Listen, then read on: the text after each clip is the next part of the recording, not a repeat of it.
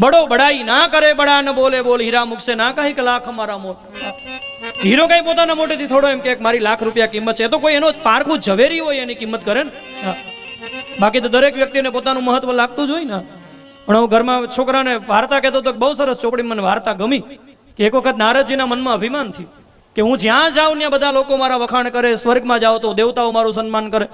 દૈત્યો મારું સન્માન કરે વિષ્ણુ ભગવાન મારું સન્માન કરે શિવજી મારું સન્માન કરે પૃથ્વી લોકમાં જ્યાં જાઉં ત્યાં બધા મારું સન્માન કરે મારું મહત્વ કેટલું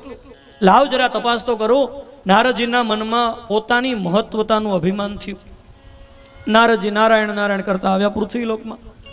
બ્રાહ્મણનો વેશ લઈ અને નારદજી મૂર્તિવાળાની દુકાને ગયા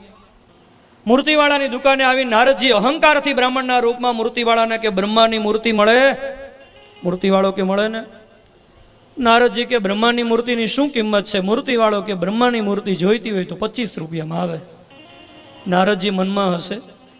કે આ બ્રહ્માની કિંમત પૃથ્વી ઉપર ખાલી 25 રૂપિયા છે મારું મહત્વ કેટલું નારદજી બ્રાહ્મણના વેશમાં મૂર્તિવાળાને કે હે ભાઈ વિષ્ણુ ભગવાનની મૂર્તિ મળે તો કે મળે ને તો કે વિષ્ણુ ભગવાનની મૂર્તિની શું કિંમત તો કે વિષ્ણુની મૂર્તિ જોતી હોય તો 50 રૂપિયા નારદજી મનમાં હશે કે વિષ્ણુ ભગવાનની કિંમત ખાલી 50 રૂપિયા મારું મહત્વ કેટલું નારદજી કે શંકર ભગવાન તો કે મળે ને એની કિંમત તો કે 75 નારદજી મનમાં હશે કે આ બ્રહ્માની કિંમત 25 રૂપિયા પૃથ્વી ઉપર વિષ્ણુની કિંમત 50 રૂપિયા અને શંકરની કિંમત 75 રૂપિયા મારું મહત્વ કેટલું નારદજી બ્રાહ્મણના વેશમાં મૂર્તિવાળાને કે નારદની મૂર્તિ મળે અહંકારથી નારદજીએ પૂછ્યું તો મૂર્તિવાળો કે મળે ને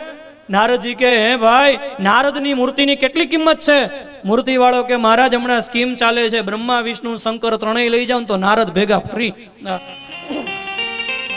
ત્યારે નારદજીને ખબર પડી કે મારી કિંમત કેટલી છે બડો બડાઈ ના કરે બડા ન બોલે બોલ પોતાના મુખેથી મોટો માણસ પોતાની મોટાઈ કરે જ નહીં